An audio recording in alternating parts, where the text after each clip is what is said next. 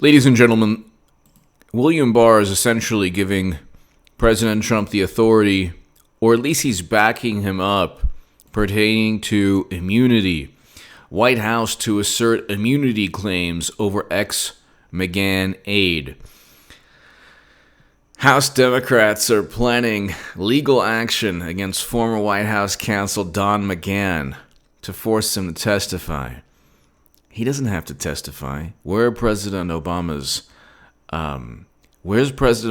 White House counsel when to testify about Clinton's private server and when he knew about it? Oh, well, that's not a controversy. Yeah, I know. There's a problem with that. When President Obama told media, CNN, everyone, that he didn't know that his own Secretary of State for 4 years had servers outside of the United States government, that he found out along when everyone else did. That's why don't we get the White House counsel to testify about that? Of course, that was never going to happen. This is about alleged obstruction pertaining to an unlawful probe filled with illegal activity from deceiving FISA judges using a dossier purchased by Clinton. That was the definition of soliciting or purchasing information from foreign sources against her political rival, the Golden Moo. Basically did what Democrats claim you can't do. Utilizing this information to deceive FISA judges, and we know from Joe DeGeneva on Fox, we know that 3 of the 4 FISA warrants, it's reported that they were completely unlawful, or it was complete deception, where you're talking about laws being broken left and right. The judges were either deceived, or the other issue is maybe they were in on it, but they were definitely deceived if they weren't in on it. Assuming, though, that the judges were simply just, following, whatever protocol they're supposed to follow. And they said, oh, it's a verified document. Oh, it's a Steele dossier, that's verified? Okay. Oh, just a political rival? Okay. They were not told that nothing in the dossier was verified, that Alexander Downer, nothing he said was verified, and they were not told that it was Madam Cyberhack, the Golden Moo, who purchased the dossier. Anyway, the probe was unlawful to begin with. 2 years of an investigation, and they eventually found no evidence. Oh, of course, they wrote it. The evidence was not sufficient to charge anyone in the Trump campaign, including the president, for interfering in the election. Notice the interesting thing really quickly. They say interfere in the election. How? Well, they informed the country that Bernie Sanders was cheated. How is that interference? That illuminates, that educates, that exposes, highlights corruption within the Democratic Party. If the tables were turned, they would say, well, too bad, it was corruption within the Republican Party, and you know what, that's why you lost. You think they would care so much? Oh, he was in Helsinki, Finland, oh my God. Look at that. They wanted President Trump to... what did they expect him to do in Helsinki? What did they expect him to do? It was this hilarious, anyway, the media spin, the outrage meter was on 11. It's been on 11 ever since President Trump took office. But here, 10 times Trump may have obstructed justice, according to Mueller. Here, these are ridiculous. Conduct involving, you're not really obstructing anything. Conduct involving FBI Director Comey and Michael Flynn. There was no, how do you know Comey's memos are accurate? We'll get to McGahn in a second, but how do you know Comey's memos are accurate? He said to lay off Flynn. Yeah, General Michael Flynn's an honorable man. They set him up. They framed him. The U.S., he should pardon Flynn tomorrow. Lying to Peter Strzok? Are you kidding me? That's not a, that should never be a crime. Lying to Peter Strzok was barely an FBI agent the past 2 years. He was Debbie Wasserman Schultz. He was an extension of the Democratic Party, and he stated, "We will stop Trump." But conduct involving the campaign's response to reports about Russian support for Trump. What? The campaign's response? Yeah, they disagreed with it. Why would Russia want Trump? President Obama came in with a Russian reset. And President Obama told Mitt Romney, yeah, the 80s want your foreign policy back. President Obama did not veto, refused to veto the sale of 20% of U.S. uranium capacity. As money flowed to the Clinton Foundation, cash flowed to the Clinton Foundation amid Russian uranium deal. This is a fact. These are all facts. That's a verbatim. Millions of dollars into the Clinton Foundation from Uranium One officials. And no, miraculously, the deal isn't. So, and then they get 20% of U.S. uranium capacity, the Russians, and yellow cake uranium shipped out of the country, while guess who? Mueller's the FBI agent. The FBI director. So, well, what is he supposed to say? Oh, yeah, you're right. The Russians really wanted me. No. Bill Clinton met with Vladimir Putin, actually met with Vladimir Putin at his home. That is according to Newsweek and The Hill while the uranium deal was going down. They accuse Trump of everything they're guilty of doing. But here, the president's reaction to continuing Russia investigation. Oh, how was Hillary Clinton's reaction? How was the Golden Muumuu's reaction to the security review that she said that Loretta Lynch called a matter? How much obstruction of justice did the Attorney General commit when she told the FBI director allegedly to call it a matter? And she said she didn't. Under oath, James Comey said she did. Well, then who's lying there? President's termination of Comey, that he should have won a medal for that. James Comey needed to be let go. He was insubordinate. The initial IG report states he was insubordinate numerous times. He should never have decided the fate of the criminal probe. It was not the FBI's decision to make. He didn't become the Attorney General at that time.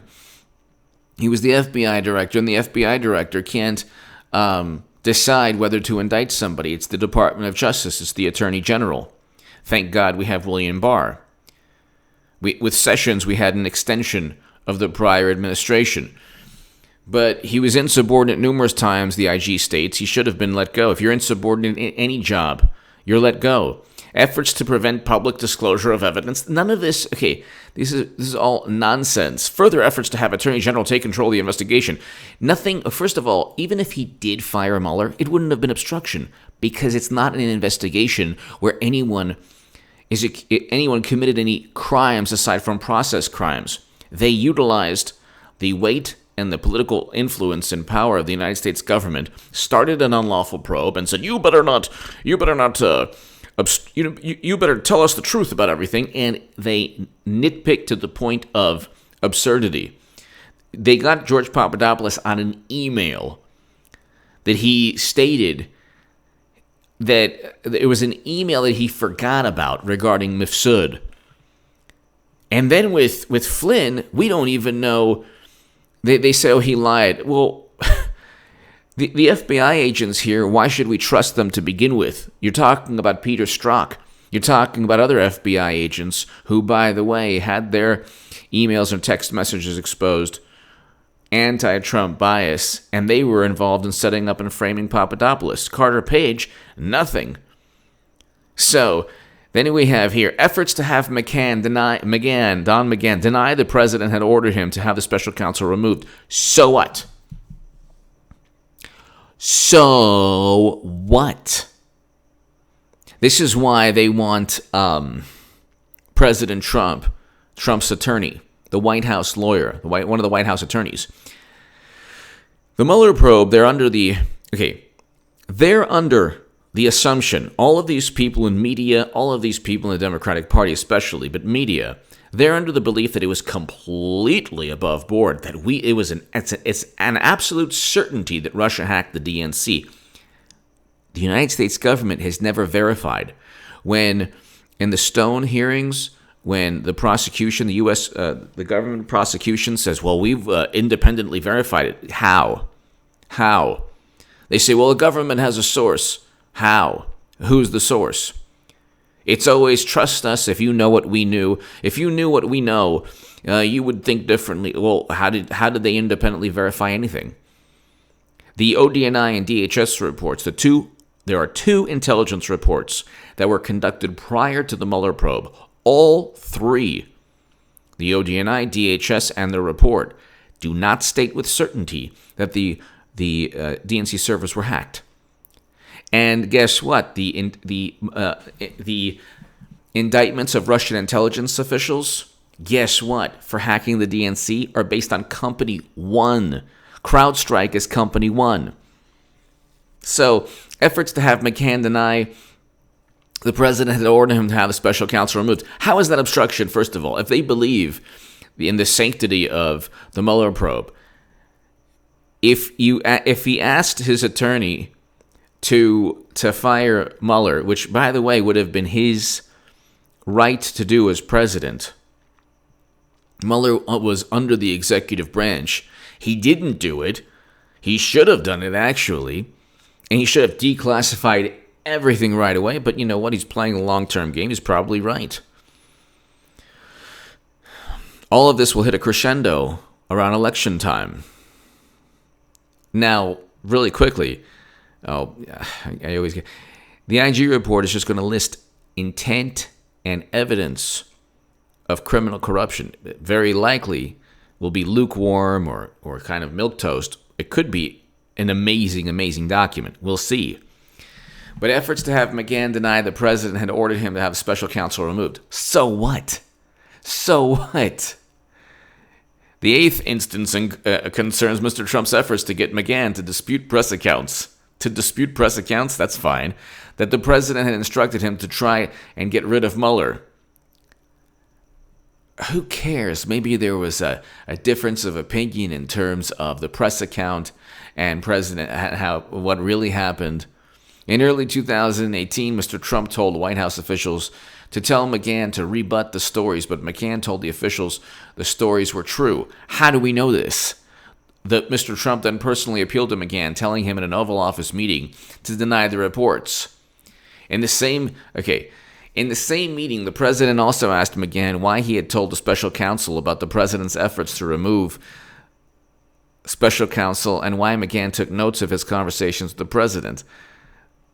The report says, how do you know any of this is real? It's not like the DNC emails where you have the actual. This is what's driven them absolutely bonkers since 2016. They had, let's just assume the Russians infiltrated the DNC. Yeah, right. And the emails actually show that Debbie Wasserman Schultz and the DNC cheated Bernie Sanders. And there was the campaign emails. There were 500 conflicts of interest. But you know how we know all of these things with the 500 conflicts of interest and the $1 million going to Bill Clinton for his birthday, and one classified email sent from the Golden Moo to her campaign chairman. All these things. Gee, isn't it interesting how nobody talks about the DNC emails? They've made it blasphemous. Gee, I wonder why. How'd they do that? Oh, that's right, with the help of media. The same media. I can go on forever. We know the DNC emails were pristine because they were written by the grubby little fingers of people like Deborah Wasserman Schultz. If you have a derogatory word about her, you'll have to answer to me, a knuckle sandwich. Bernie basically, it's unbelievable how Bernie went from a powerful voice to just being trampled upon again. And it is really, really unbelievable. Anyway, hey, 15 minutes in, Hillary's running again. Give me props. Just like I think yesterday, 15 minutes in. I didn't mention... Did I mention it? I don't think I mentioned it once. Did I? I don't think so. She's running again. All of this was a campaign. The DNC has extensions. You want to feel my extension? The DNC has extensions. The FBI under Comey, Strzok, Clapper, Brennan, McCabe especially, whose wife received hundreds of thousands of dollars from Terry McAuliffe. Strzok, who said we will stop Trump. I mean, all of this nonsense was Clinton running again. And we will see this. She has till November, so I will annoy you at the end of my segments. Every single day she's going to run. You think they're going to go with Biden? They can't even stand Biden. Most Democrats, even the ones who kind of are like, well, he's the only one who can win, they don't. Clinton will repackage herself. The golden muumuu it'll be, the platinum muumuu. It'll be a complete rebranding.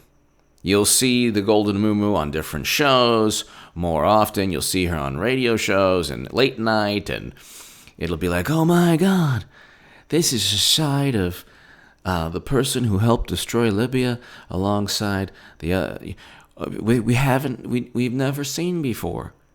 It's going to be a whole new renewed image, okay? And it's going to bring a little jolt of electricity. Now, I know that you and I will be like, well, I'll be like, yeah, we knew this happened. I'm telling you every day it's going to happen. But that's the only thing that's going to even... This is all about fundraising for Democrats. Because if they don't outspend Republicans 2-1, they have no message. Essentially what Democrats are Republican light. So they have to, foment all this nonsense and have their most outlandish voices be retweeted 1 million times on Twitter. And they have to, and you saw this with Beto in practically 2-1 over Cruz, who's not a great candidate at all. And Cruz still won. But they say, well, he got close. Clinton outspent Trump 2-1. And you're like, oh, well, she got 3 million more people. She won the popular vote. Yeah, it's a function of fundraising. You think Biden's going to get enough money? You think Biden is going to get enough money to get Florida and a state or two in the Rust Belt, and they need that to even have a chance? They have to have Florida to even have a chance? Look at 270 to win? No. Clinton will easily raise $2 billion this election. Easily. And from the moment... forget about that. From the moment she was being, quote-unquote, investigated, not really, from James Comey, her 2020 campaign was being started. She commenced the 2020 campaign in 2016, before she lost, in the event that she might lose. But anyway, everyone will see that. But why should they... Why should they talk to McGahn? So McGahn is like, he is like, yeah. Oh my gosh, even he's like, yeah, I'm not gonna testify. Why should I testify? I'm not testifying. What and that's his whole thing is, why should I testify? Efforts to remove. He told McGahn to tell Rosenstein that Mueller had conflicts of interest. McGahn ignored the request, explaining that he would rather resign. So what? He wanted to remove Mueller. So what? It was in his right to do so. How was that obstruction? Nothing was prevented. Look, with Clinton, she did not give. If people want to say, well, there was no criminal probe when she deleted 33,000 emails, so it wasn't obstruction of justice. Well, okay. During the criminal probe, When the FBI demanded her servers, she wiped them clean. That's obstruction. Then they said, give us all your work-related emails. She didn't. That's obstruction. So 2 examples of obstruction. She called it a security review. That's obstruction according to the new definition. Attorney General Loretta Lynch said call it a matter. Oh, that's an obstructive statement. So, they try to get Trump on response to reports about Russian support for Trump. What about response to reports that Clinton had classified intelligence? Oh, it was the intelligence community. They were retroactively classifying. It's a problem with the intelligence agencies. Gosh, that's so obstructive. See, the problem, one of the reasons the Democratic Party will fall is going to fall into a pit of despair and madness when they lose again. Because, they've thrown everything, including the kitchen sink, at Trump. And he's like, it bounces off Trump and goes back to them. It's like, no, the kitchen sink's coming back at us, no.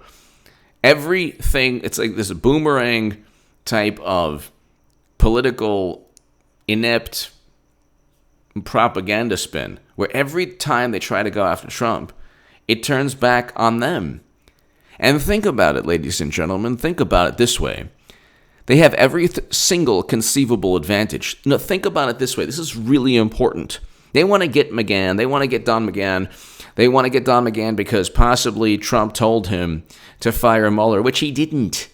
Efforts to have McGahn deny the president had ordered him. So they not only are they trying to get the White House counsel to talk about Trump's order to end the Mueller probe, but then they're saying, well, and then not only did he try to end the Mueller probe, but then he told McGahn to just say that it never happened. Oh my God. What was prevented from being obtained? Nothing. There was nothing. They fabricated everything from Alexander Downton of Sud to the Steele dossier to CrowdStrike, never even giving the FBI its own analysis. They gave the analysis we found out to the DNC. The United States government has never stated with certainty. The ODNI reports and DHS reports come with warranty disclaimers. That was just judgment. It's highly confident. James Clapper the other day was like, "Oh, it's just really outrageous that we gave a confidence assessment." He literally went there.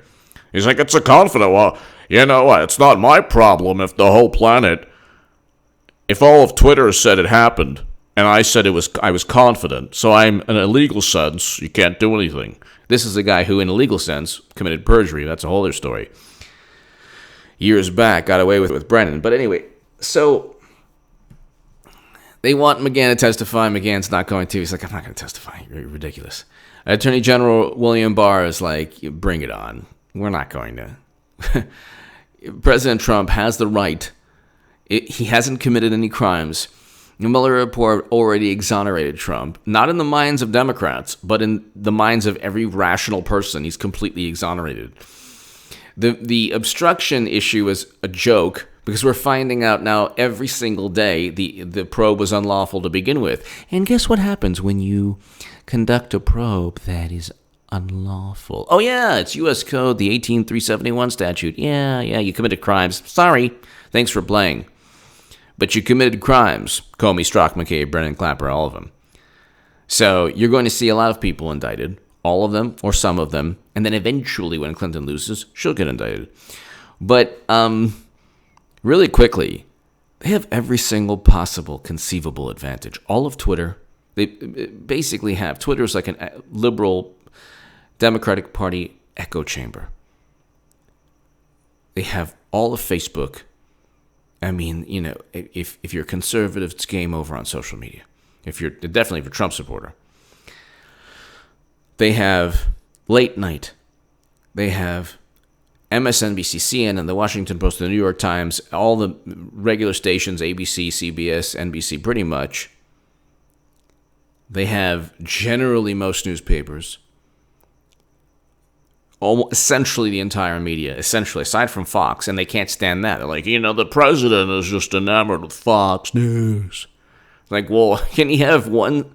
And even if Fox is not really, there's only like 2 or 3 people on there that are really pro President Trump.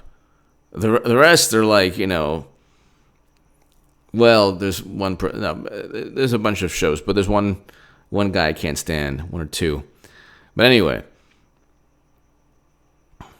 and they still can't. They know they're going to lose. You see people now like, we're going to lose. Does anybody really want Biden?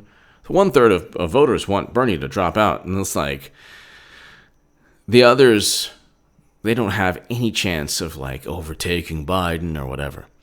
Why do you think the Democratic Party is in complete and utter disarray? I mean, the notion of a debate between all of these people is going to be absurd. I mean, you have an A debate stage, a B debate stage, a B team, A team debate stage. You then, nobody is excited for Biden. I mean, nobody is. And everyone on the left is like, Biden did this, and this is unacceptable. When Clinton runs, this is going to be the duplicity and the hypocritical nature. They'll be like, okay, no problem. She's going to run again. All of this is a charade, a farce. And it's just, look, you're talking about two people who are extremely, extremely influential. They're so influential. Look, the definition of influence and power is to get people to do things that even they don't know they're doing on your behalf. Most of the left is like that. You bring up Clinton, like, really? You're obsessed, man. Like, you don't know how many times people were like, why are you so focused on her? And because she purchased the dossier. She actually purchased her own government probe into Trump. The article I wrote in the Federalist below was talked about for 2 days by Rush Limbaugh. Because, and I'm very honored by that, but it's because all roads lead to the Golden Muumuu. Clinton's tentacles are everywhere. I just want to tell you, my tentacles are everywhere. You better believe that. That's what I'm talking about.